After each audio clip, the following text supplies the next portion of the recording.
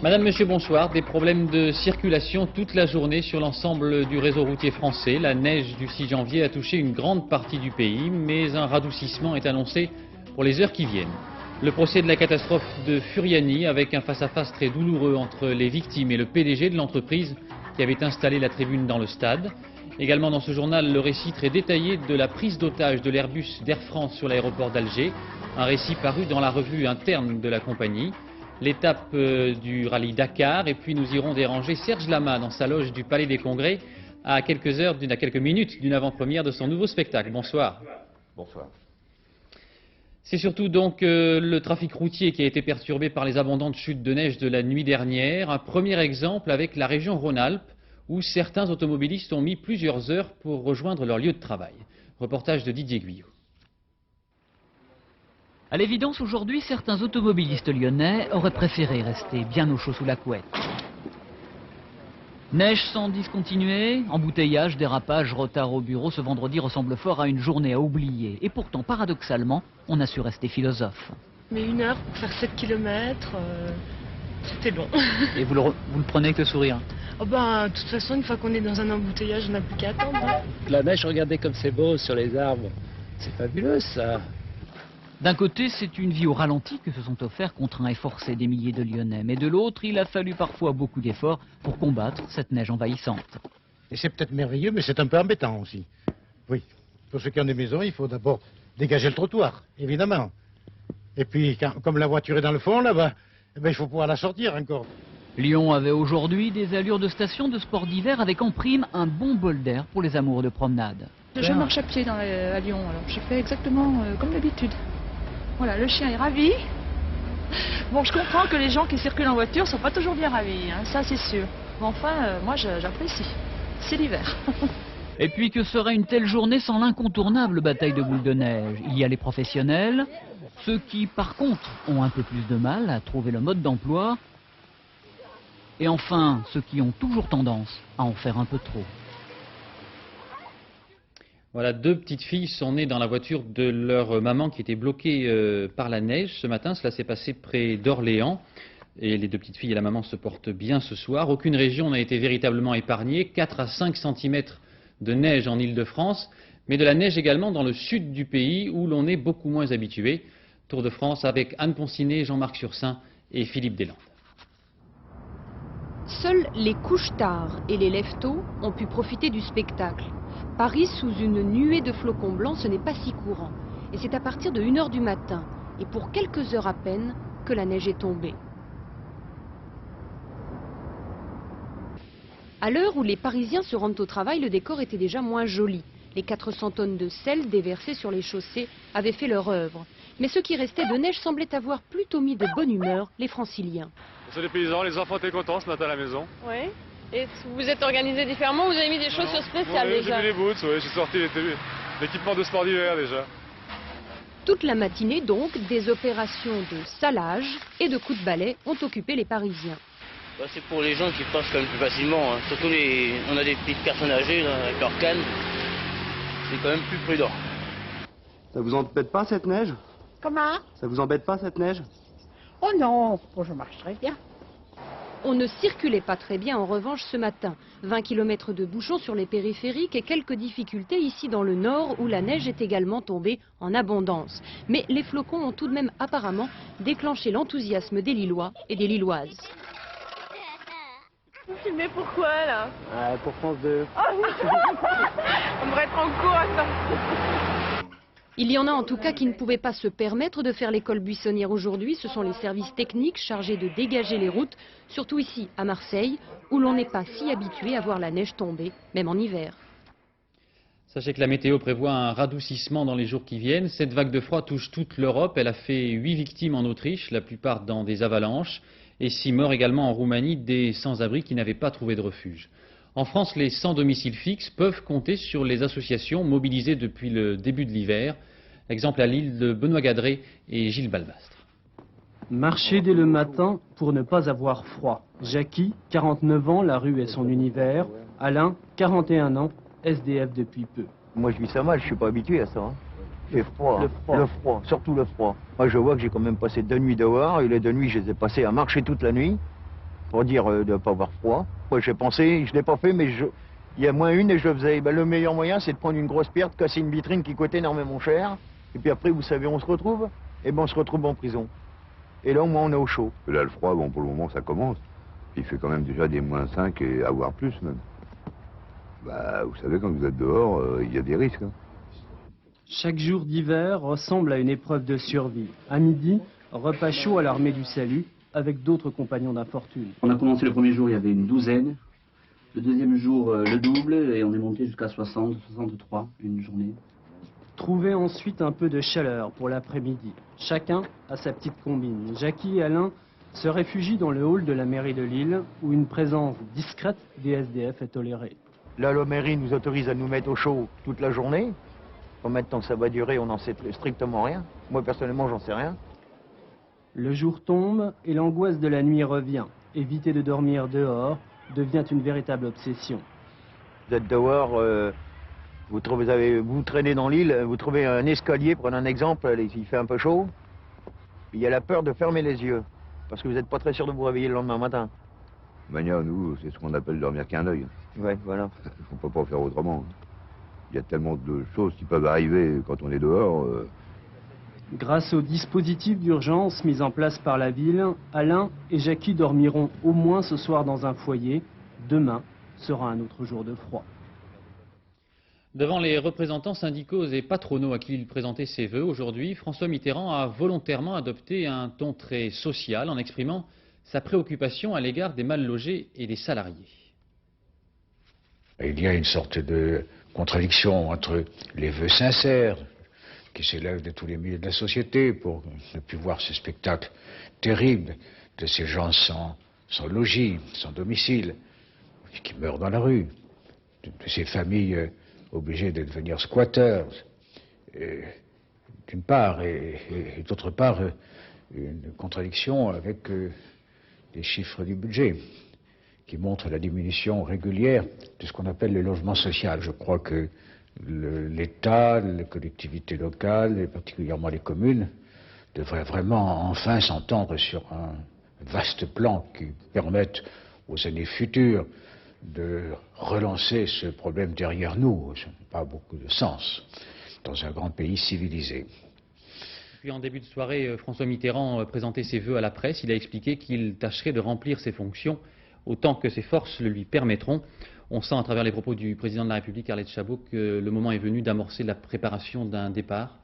Oui, vous savez, François Mitterrand aura-t-il la volonté ou la possibilité d'écrire ses mémoires? On verra bien. En tout cas, on a le sentiment d'avoir devant nous, depuis quelque temps, un François Mitterrand biographe de lui-même qui, s'il déteste se justifier, souhaite s'expliquer. Ce fut le cas, on s'en souvient, à propos de son passé sous l'occupation. Et aujourd'hui, on a bien compris que les 4 derniers mois qu'il passera à l'Élysée seront consacrés, eux aussi, à l'explication sur la présidence, sa présidence, avec plusieurs thèmes. D'abord, l'exercice du pouvoir, sous-titre « Il n'y a pas eu de dérive monarchique ». Le président de la République a moins de pouvoir qu'on l'imagine, dit François Mitterrand, soulignant notamment les contraintes internationales. Et finalement, ce qu'il a pu choisir et imposer, eh bien, ce sont ces fameux grands travaux, et cela souvent contre la volonté des ministres des Finances. Deuxième explication sur son comportement personnel, sous-titre « Je n'ai rien à me reprocher ». Répondant à ceux qui affirment par exemple qu'il possède l'une des plus grandes fortunes de France, il réplique « Je ne sais pas comment on achète une action, 14 ans d'école pour rien ».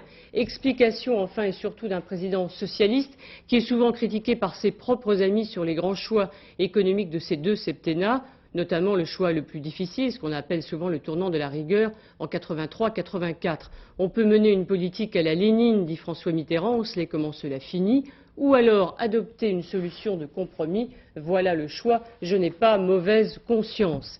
À propos de la prochaine élection présidentielle, le chef de l'État confie qu'il est tenu à un certain devoir de réserve, que c'est au Parti socialiste de choisir son candidat. Il souhaite qu'un socialiste lui succède. Et à propos de Lionel Jospin, disons qu'il lui apporte un soutien relativement modéré. Conclusion, François Mitterrand affirme qu'il partira sans remords ni regret de l'Élysée, même un peu soulagé. Dans l'histoire du siècle, mes 14 ans de présidence feront partie des pages importantes mais contestées de l'histoire de la France et de la gauche, ajoute le chef de l'État, d'où la nécessité sans doute d'expliquer et d'expliquer encore. Merci. Dans la perspective précisément de cette élection présidentielle, nouvel indice d'une candidature imminente d'Édouard Balladur, la location de locaux dans un immeuble proche de l'hôtel Matignon à Paris, des locaux qui serviront de siège de campagne, qui devraient servir de siège de campagne au Premier ministre. Ceux de Jacques Chirac, qui lui est déjà candidat, sont situés, eux, avenue d'Iéna. 8 jeunes députés du RPR demandent aujourd'hui à Édouard Balladur de ne pas être candidat au nom du contrat moral passé avec les Français avant 1993. Une requête qui a peu de chances d'être entendue si l'on en juge par le nombre de ministres qui, depuis le début de la semaine, ont déclaré leur flamme à Édouard Balladur. Jérôme Catala et Véronique Saint-Olive.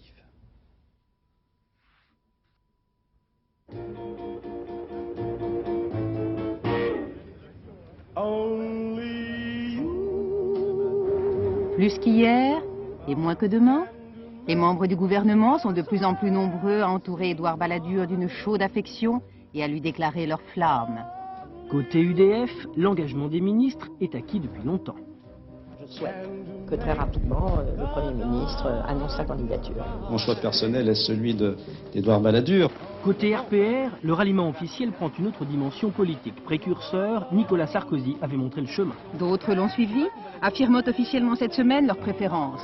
Vous savez tous, je suis pour Balladur et je l'ai déjà dit depuis très longtemps. Et je crois que M. Balladur est un homme capable de rassembler une majorité de Français. Et puis, il y a ceux qui, contre vents et sondages, demeurent chiraciens, impavibles. Nous avons, au Rassemblement pour la République, un candidat déclaré depuis plusieurs semaines déjà, Jacques Chirac, auquel j'ai apporté et j'apporte mon soutien. Je soutiendrai la candidature de Jacques Chirac.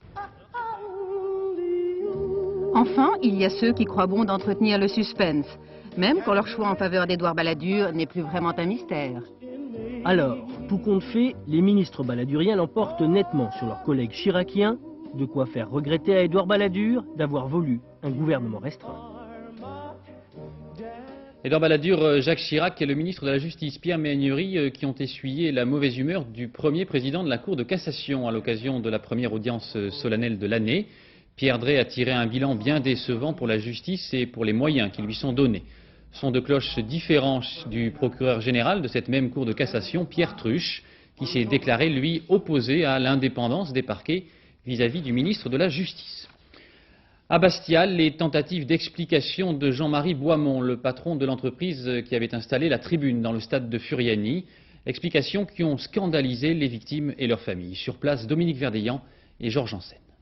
Rares sont les prévenus autant protégés. Jean-Marie Boismont est le seul civil à occuper cet hôtel aux alentours de Bastia. L'établissement a été réquisitionné à son intention. Les autres pensionnaires sont les forces de l'ordre. Sécurité extrême pour un homme à qui la justice, mais surtout les victimes, reprochent d'être le principal responsable de l'effondrement de la tribune, celle qu'il a construite en 7 jours, 85 000 places. Au moment des faits, dit-il, j'étais considéré comme un bon professionnel, et de citer quelques-unes de ses réalisations. Je n'ai jamais eu de problème, dit-il. Pour Furiani, je pense avoir une part de responsabilité, mais mes décisions ont été cautionnées en amont et en aval. C'est sûr, si j'avais fait les choses dans les règles de l'art, il n'y aurait pas eu ce drame. Un aveu qui n'apaise en rien les victimes, écœurées par le chapelet des fautes. Exemple, 850 000 francs, c'est le prix de la tribune. Aucun contrat n'avait été rédigé. Il se contredit, mais il le fera. De toute façon, il ne sera pas le seul responsable et il ne faut pas qu'ils commencent à se rejeter tous les fautes les uns sur les autres. Notre haine, maintenant, je veux dire, on essaye de se comporter constamment dignement. Maintenant, il y en a ras-le-bol. Eux ne se comportent pas dignement, mais nous aussi, maintenant, on va dire, ce sont des assassins. Et on espère qu'il y ait une requalification, tout simplement.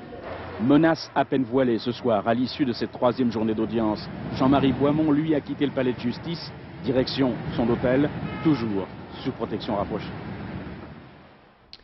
Et puis une enquête particulièrement difficile pour les policiers de l'Essonne, malgré un appel à témoins lancé dans toute la presse. Ils ne parviennent pas à identifier le corps d'un petit garçon retrouvé dimanche dans le parc de l'université d'Orsay. Éric Lemasson et Yann Gickel. C'était le 1er janvier au matin. Cette passante promenait ses chiens ici sur le campus de l'université d'Orsay. Des chiens qui ont été attirés vers un amas de feuilles et de branchages. Je l'ai vu tirer quelque chose. Et là, j'y suis allée voir. Je voulais pas qu'elle mange aussi, c'est pareil, des ordures, n'importe quoi. Et c'est là que j'ai fait la macabre découverte. Je me suis aperçue que c'était un petit. Le cadavre d'un petit garçon de 24 mois dissimulé par ses branchages et un sac plastique légèrement enfoui dans ce trou. L'enfant présentait des traces de coups à la tempe. Voici les seuls éléments dont les enquêteurs disposent. La mort remonte à plusieurs jours et personne n'a signalé de disparition. Impossible pour l'instant d'identifier cet enfant. Ce qu'on a utilisé jusqu'à maintenant, c'est de faire un appel auprès des crèches et des différentes écoles de façon à ce qu'ils nous fassent connaître si des enfants sont manquants à l'appel depuis hier. Ça a été notre premier moyen d'investigation. Qui s'est révélé à ce jour négatif. Des plongeurs ont fouillé en vain la rivière toute proche à la recherche d'une arme éventuelle.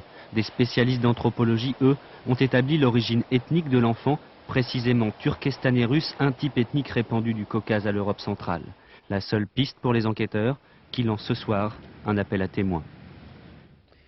Les autorités françaises avaient été prévenues il y a plus d'un mois par les services secrets d'un possible détournement d'avion à Alger, révélation du journal Le Monde ce soir.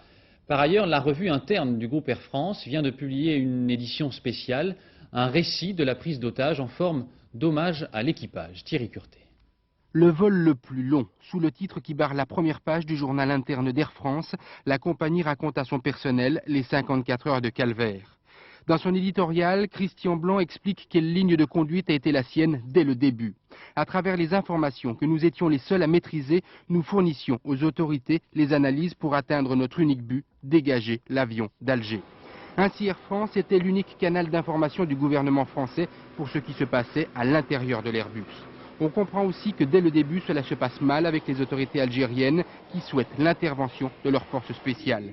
Christian Blanc précise plus loin, à défaut de reddition, l'assaut sera mené dans de meilleures conditions, comprenez, sur le sol français. L'état-major d'Air France réuni au siège a cette hypothèse bien présente à l'esprit, mais n'a pas confiance dans les forces de sécurité algériennes. Ce qui explique aussi le dialogue entre la tour d'Alger et le pilote. La première faute, elle arrive à l'État algérien et il faut bien qu'ils assument cette première faute. Les gens sont arrivés à l'avion sans rencontrer aucune difficulté. Ils sont les premiers à nous le raconter. Et aujourd'hui, le commandant de bord est plus précis. Il se vante d'avoir bu en armes un café à la cafétéria en compagnie d'un commissaire de police. Plus loin, on apprend que c'est le pilote qui demandera le cessez-le-feu après la mort du dernier pirate. La dernière page du journal interne s'orne des courriers de félicitations de François Mitterrand et d'Édouard Balladur, juste au-dessus des 12 photos des 12 membres d'équipage, tous d'égal format, comme une ultime marque de solidarité. Et dans le climat de violence qui règne en Algérie, les journalistes continuent d'être en première ligne. L'un d'entre eux a été tué par balle ce matin, un autre a été grièvement blessé. Depuis 2 ans, 25 journalistes sont morts, victimes des islamistes. Véronique Tavou. La plume ensanglantée, un titre de une en forme d'hommage. Ce jour-là, le 8 mai 1994, à l'occasion de la Journée internationale de la presse, Liberté, premier quotidien du pays, publiait la photo des journalistes algériens assassinés pour avoir voulu faire leur métier. Aujourd'hui, c'est toute la rédaction qui est en deuil. Journaliste de terrain, Zinedine Aliou Salah avait 35 ans. Il se savait condamné à mort depuis 6 mois dans les mosquées de Blida. Son nom figurait sur une liste noire. L'armée islamique du salut, la branche militaire du fils, l'avait prévenu, tôt ou tard, il serait exécuté. À quelques mètres de son domicile, tout près de Blida, 2 balles tirées presque à bout portant l'ont couché. Il est mort sur le coup. C'est tombé comme un coup de foudre. On a appris ça au moment où l'on lançait le journal, donc en milieu de journée. Et puis l'émotion passée, on s'est réunis, on a dit qu'il fallait quand même faire le journal. Nous avons besoin de courage pour continuer à travailler. La peur nous habite à tout moment, donc nous avons besoin de courage. Faire son métier de journaliste aujourd'hui en Algérie, un acte de courage et de résistance. Ceux qui combattent par la plume périront par la lame, avaient déclaré il y a quelques mois les intégristes du GIA. Une menace qu'ils ont depuis mis 25 fois à exécution. Dans le conflit tchétchène maintenant, un premier bilan sans doute encore sommaire des combats. Il fait état de 1800 soldats russes tués et plus de 2000 victimes côté tchétchène. Aujourd'hui encore, le palais présidentiel de Grozny, la capitale, a été bombardé. À Moscou, Dominique Derda. L'artillerie russe fait table rase et prépare le terrain. Obéissant aux ordres de Yeltsin, elle a pris le relais de l'aviation. Le résultat est le même. Les tirs visent les abords du palais présidentiel mais n'épargnent bien sûr pas les immeubles d'habitation. Il reste encore à Grozny des femmes et des enfants qui depuis près d'1 mois se cachaient dans des caves. Cette fois il faut fuir, s'il est encore temps. Les chars pris à l'ennemi par les Tchétchènes partent en renfort vers le nord. Les défenseurs du centre-ville dansent une dernière fois avant la prochaine offensive russe que tous ici savent imminente. Au quartier général des forces russes, on prépare le plan de bataille. Plus question cette fois de n'envoyer que des tanks. Il faudra frapper 10, 20 ou 100 fois plus fort pour espérer l'emporter. Voilà ce que doivent se dire le chef de l'ex-KGB et le vice-premier ministre russe venu tout spécialement de Moscou. Boris Yeltsin ce matin réunissait une nouvelle fois le Conseil de sécurité. Le ton n'a pas changé. Ceux qui osent critiquer les actions du pouvoir fédéral, dira le communiqué final, sortent du cadre démocratique. Voilà, tout est dit. Le Kremlin ira jusqu'au bout de sa logique de guerre, Boris Yeltsin en tête. Et Sergei Kovalyov, son conseiller pour les droits de l'homme, rentré hier de Grozny, ne se fait aucune illusion. S'il a rencontré le président, il ne l'a pas convaincu. Je lui ai suggéré, dit-il, un cessez-le-feu pour le Noël orthodoxe le 7 janvier. Il m'a répondu non, c'est trop tôt. Trop tôt pour Boris Yeltsin, cela signifie trop tard pour faire marche arrière. Dans la petite église Pierre et Paul à Moscou, de jeunes soldats de la division Dzerzhinsky rendent hommage à 37 de leurs camarades morts en Tchétchénie. Cette guerre brûlera encore beaucoup d'autres vies. Le directeur de la télévision russe a été limogé officiellement en raison de la couverture de cette guerre par la chaîne nationale. Et puis, réaction officielle des États-Unis, une lettre de Bill Clinton à Boris Yeltsin pour lui demander d'accepter une médiation de l'Union européenne et surtout pour lui demander de préserver la population civile en Tchétchénie. L'Irakien Tarek Aziz a obtenu ce matin à Paris un geste symbolique de la part de la France. Le gouvernement a annoncé l'ouverture d'une section d'intérêt français à Bagdad. Martine Laroche-Joubert et Bernard Ronflet. Un responsable irakien invité du Quai d'Orsay, du jamais vu depuis la guerre du Golfe. 1h20 de discussion entre Alain Juppé et Tarek Aziz.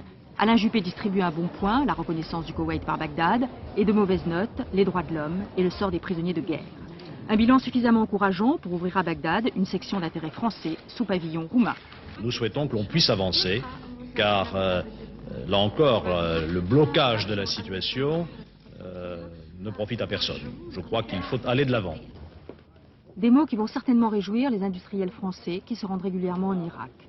Ici, ils concluent déjà des pré-contrats pour l'après-embargo, un marché très prometteur, surtout dans les secteurs du pétrole et de la construction. Le marché irakien est plus que prometteur, puisque c'est un immense marché qui est en train de s'ouvrir. Les sociétés françaises aujourd'hui sont présentes sur le terrain, mais n'oublions pas qu'il y a d'autres pays aussi. Il y a les Italiens, les Allemands, les Turcs et même les Américains. Donc je crois qu'il est très très important que la France soit présente en Irak et qu'il y ait un réchauffement sur le plan politique. Mais Saddam Hussein, lui, souffle le chaud et le froid. Qui va tirer le prochain missile contre Israël, s'interroge-t-il aujourd'hui. Une provocation, au moment où Tarek Aziz part pour New York, plaider la levée des sanctions, avec les encouragements de Paris, mais déjà la désapprobation de la Grande-Bretagne sur l'ouverture à Bagdad de la section d'intérêt français.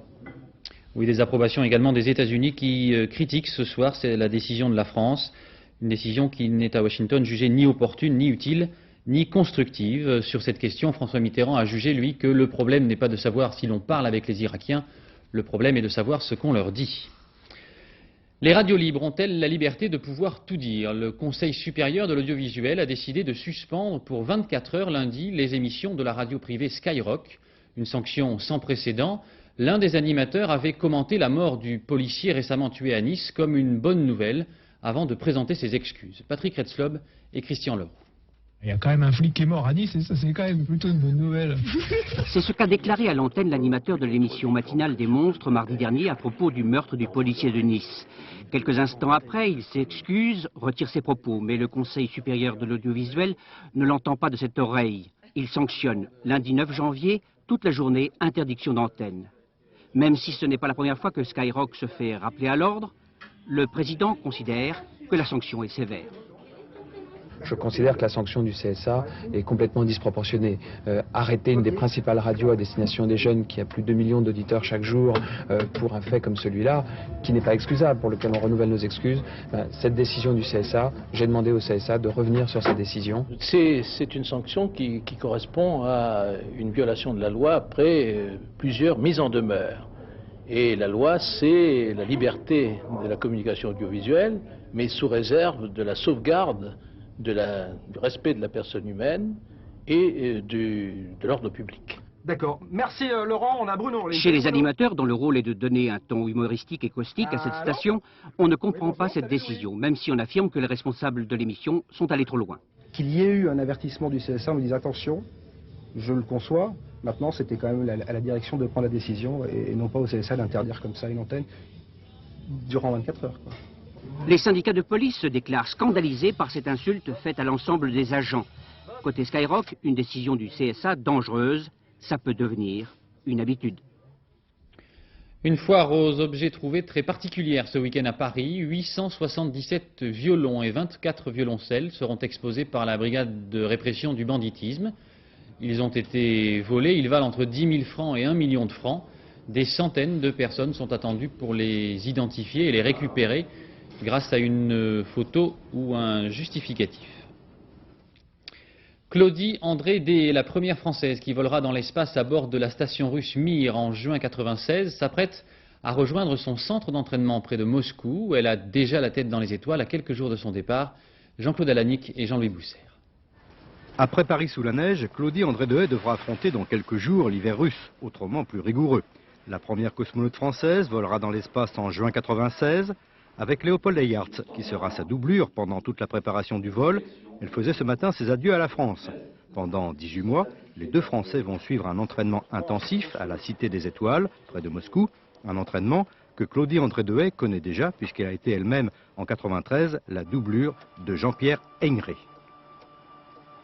J'ai un peu plus confiance que lors de l'entraînement précédent, parce qu'ayant déjà fait 10 mois d'entraînement, je sais ce qui m'attend. Tout le monde a vu ces images du tabouret tournant, où on essaie de reproduire les sensations du mal de l'espace, et ça c'est jamais très agréable que de passer des séances pratiquement quotidiennes sur ce tabouret tournant. Il y a des éléments de l'entraînement qui sont assez physiques, comme la tolérance aux accélérations, donc ces tests en centrifugeuse que nous faisons. Claudie André-Deshayes passera 16 jours dans l'espace à bord de la station orbitale Mir. Médecin de formation, elle sera chargée en particulier d'une expérience de fécondation de salamandres en apesanteur. Je devrais ramener avec moi ces œufs fixés, ces œufs en cours de développement et les femelles elles-mêmes pour analyser au sol ensuite avec les scientifiques comment la gravité est intervenue sur les tout premiers stades du développement d'un être vivant qui est un vertébré, donc un peu loin dans l'échelle par rapport à un animal comme l'être humain, mais pas si loin que ça, et qui nous apportera des éléments fondamentaux de cette connaissance. À l'heure où les constructeurs automobiles français se réjouissent des bonnes ventes de 1994, ouverture demain à Détroit aux États-Unis du salon de l'automobile, le plus grand et le plus célèbre salon du monde, Luc Bazizin. Les États-Unis, le pays de toutes les démesures. Là où les grenouilles annoncent la couleur et les voitures jouent à saute-mouton. Le premier à faire le pas, ce monospace de Chrysler. Le nouveau voyageur, un relookage total après plus de 10 ans d'existence. Le troisième constructeur américain a investi 14 milliards de francs pour donner un petit coup de jeunesse à sa vedette qui viendra concurrencer les monospaces français sur notre marché à partir du début de l'année prochaine. À Détroit, capitale de l'industrie automobile, le moral est bien revenu après les performances des ventes de voitures en 1994. Plus 8,4%, le meilleur score annuel depuis 6 ans aux États-Unis. Même General Motors, qui avait pratiquement gelé les embauches depuis 10 ans et supprimé plusieurs milliers d'emplois, recommence maintenant à ouvrir ses portes pour regonfler ses effectifs. Là aussi, un bain de jouvence pour ce modèle, le Chevrolet Blazer. Un salon américain sans ses gros camions, c'est comme le drapeau des États-Unis sans ses étoiles. Autre star incontournable, la Corvette qui nous dévoile sa nouvelle ligne. Et maintenant, c'est une mode, à chaque salon ses prototypes. Celui-ci, aux allures mi-rétro, mi-futuriste, signé Chrysler, offre des lignes courbes et fluides, une carrosserie en forme de vague. Son nom de baptême était donc tout trouvé, l'Atlantique. Celle-ci, bien entendu, ne roulera jamais chez nous. En revanche, nombreuses sont celles qui franchiront nos frontières puisque les Américains tiennent de plus en plus compte de nos normes et européanisent nombre de leurs modèles. Voilà, et restons dans l'automobile et la mécanique avec le rallye Grenade-Dakar. Victoire d'Ari Vatanen aujourd'hui dans la 6e étape. Il est toujours en tête du classement auto. Chez les motards, l'Autrichien Kimi Gärtner reste à la première place.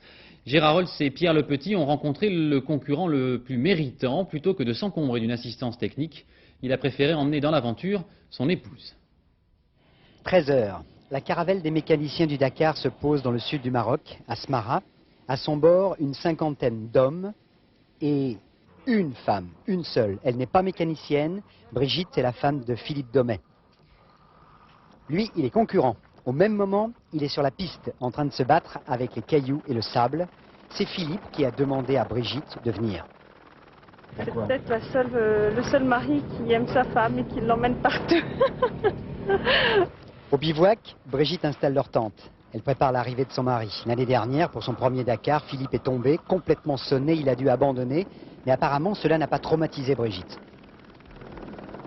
Non, je ne sais pas ce que c'est que d'avoir peur. Et non, ça ne me dérange pas du tout. Il est 14 h, un petit coup d'œil sur les dernières infos de la course et Brigitte va vers l'arrivée. Son mari devrait pointer dans quelques secondes. Mais le 60 est en retard.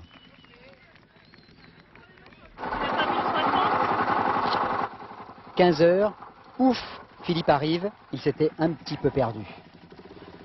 Belle histoire d'amour, Brigitte aime Philippe, qui aime le Dakar et qui a besoin de sa femme. Parce que c'est plus sympathique que d'emmener un mécano que l'on connaît pas forcément. Et puis, oui, s'absenter, se quitter 3 semaines, c'est long. Voilà, 10 ans sans chanter, en tout cas en public, ou presque. Serge Lama sera à partir de demain au Palais des Congrès jusqu'au 29 janvier. Nous allons évoquer ce retour, un retour tonitruant, avec Serge Lama qui est dans sa loge pour une avant-première ce soir. Je vous propose tout de suite d'écouter l'une des chansons qu'il interprétera. L'amitié, c'est quand on n'a pas de fille, qu'on en veut aux gens heureux. L'amitié, c'est quand c'est le noir qui brille. Et comme il est trop plein le cœur, on va dehors pour faire le vide à l'intérieur. Alors on traîne avec la vestiaire de la discothèque après le 3e whisky. On rentre avec le travesti, on se fait des nuits blanches salies. On prend des risques, on se dit tant pis, on se dit tant mieux même.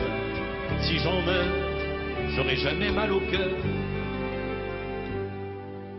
Alors, vapeur, alcool, on a le cœur qui colle.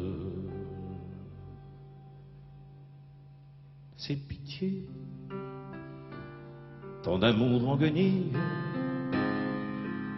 car l'amitié est la seule, la vraie. Ça s'appelait nous quand tu m'aimais.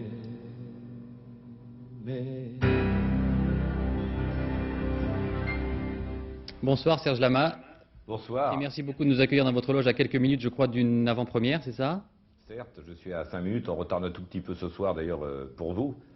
Et autant vous dire que j'ai le trac.